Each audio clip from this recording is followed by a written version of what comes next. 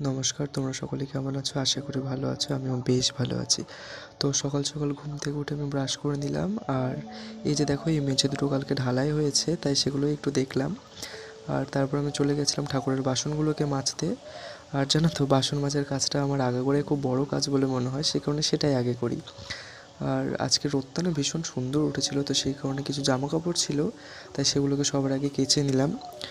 আর জামা কাপড় কাচার পর আমি মেঝেটা আর বাইরের দিকে প্রচণ্ড পাতা পড়েছিল, তো সেই কারণে ভাবলাম সেগুলোকে আগে পরিষ্কার করে নিই। তো সেগুলো পরিষ্কার করার পর আমি চলে গেছিলাম স্নান করতে। আর ফ্রেশ হয়ে নিয়েছি, আর আমার প্রচণ্ড খিদেও পেয়েছিল, তাই ভাবলাম আগে খাওয়া দাওয়া করে নিই, কারণ খাওয়া দাওয়া করার পর আমাকে পড়তে বসতে হতো।